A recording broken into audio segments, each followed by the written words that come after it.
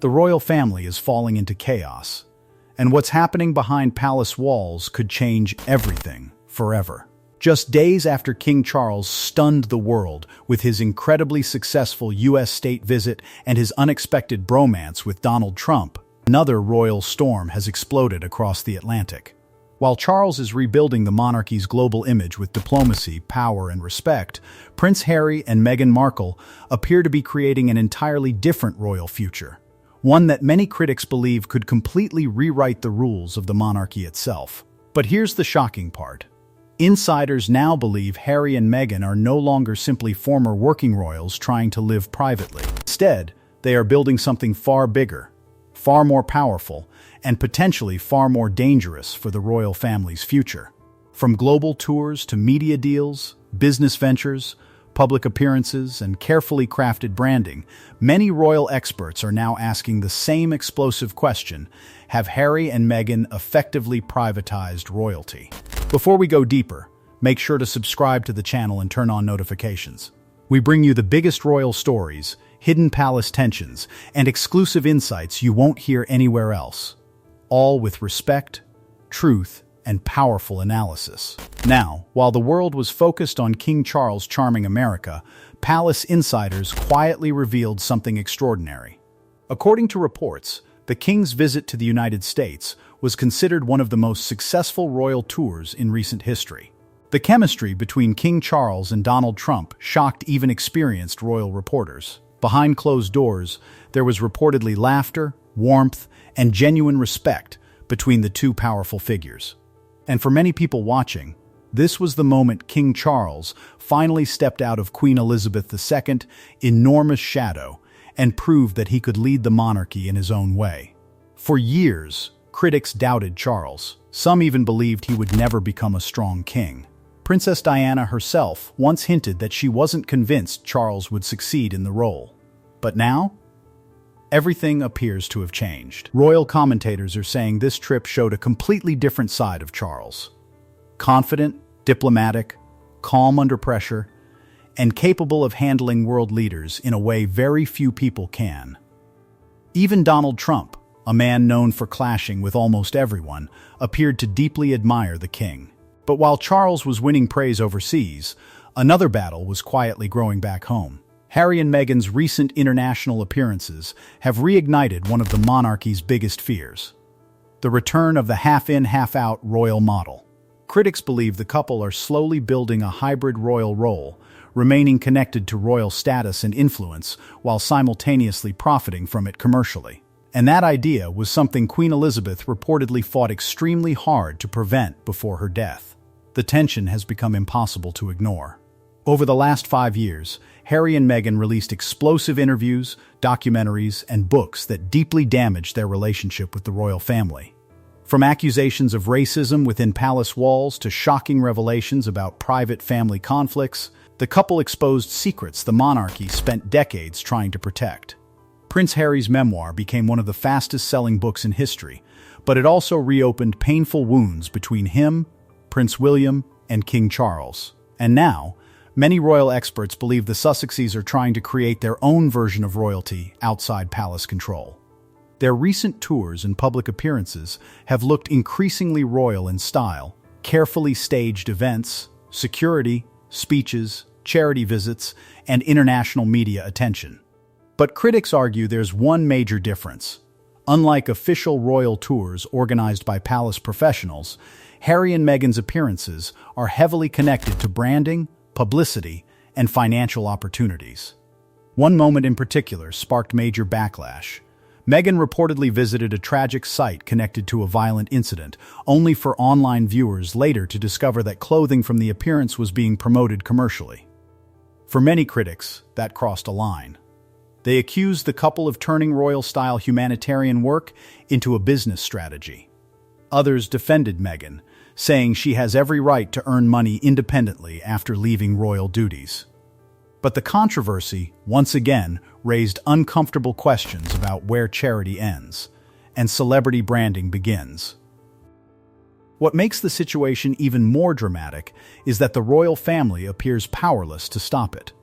According to royal insiders, neither King Charles nor Prince William can fully control Harry and Meghan anymore. The couple now operates independently in America, with their own advisors, media teams, financial deals, and global connections.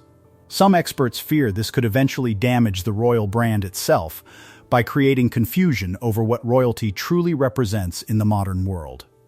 And behind all of this lies another uncomfortable reality: money. Maintaining the lifestyle Harry and Meghan have built in California is incredibly expensive. Massive security costs, luxury living, celebrity connections, and multi-million-dollar business expectations require enormous income. Critics argue that every public appearance, every documentary, every interview, and every global tour is now tied to maintaining that machine. Some insiders even claim the couple's financial pressures may become far greater in the coming years if major deals begin slowing down. At the same time, Prince William and Princess Catherine are moving in the exact opposite direction. While Harry and Meghan dominate headlines with controversy, William and Catherine are carefully building a quieter, more traditional future monarchy. Royal experts believe Catherine has become the perfect royal template: calm, strategic, disciplined, and deeply focused on long-term stability. Unlike Meghan, Catherine spent years preparing for royal life before marriage, slowly learning palace rules, media pressure, and public expectations. And according to many insiders, that patience completely changed her future. But even Catherine's story was far from easy. Before becoming one of the world's most admired royals, she faced years of media attacks, mockery, and intense pressure. The public often forgets how brutally royal women are scrutinized. Princess Diana suffered emotionally under the weight of royal expectations. Camilla was hated publicly for years. Meghan faced enormous criticism and cultural shock after entering the family. And Catherine herself was mocked relentlessly before eventually winning over the public. That's why many royal commentators now believe marrying into the royal family may be one of the hardest roles in the world, especially for women. Behind the glamour, palaces, jewels, and royal titles lies constant pressure, loneliness, endless public judgment, and a life where every smile, every outfit, every word, and every decision is analyzed globally. Princess Diana once described feeling isolated despite being the most famous woman on earth. And decades later, echoes of those same struggles still seem to haunt the monarchy today. Princess Catherine's return has reminded the royal family of something they may have forgotten for a long time: just how much pressure she had been carrying on her shoulders behind the scenes. For years, she quietly held the image of the monarchy together while dealing with enormous personal pressure, public expectations, and constant scrutiny. And now, as she slowly steps back into royal duties, insiders believe the palace is preparing to use its strongest and most trusted figure once again. Because let's be honest, after Harry and Meghan's increasingly high-profile international appearances, the royal family knows they cannot afford to lose control of the public narrative. Meghan and Harry continue pushing forward with their own style of royal branding overseas, and according to royal commentators, the palace now sees Catherine as their ultimate answer. She isn't just popular, she's powerful. The way she controls headlines, commands attention, and instantly shifts media coverage positive is something very few public figures in the world can do. That's exactly why her upcoming Italy visit matters so much. On the surface, it may look like a simple working trip focused on childhood development and early years education. But behind palace walls, this is being seen as something much bigger. This is Catherine stepping back onto the world stage, carefully, strategically, and at the perfect time.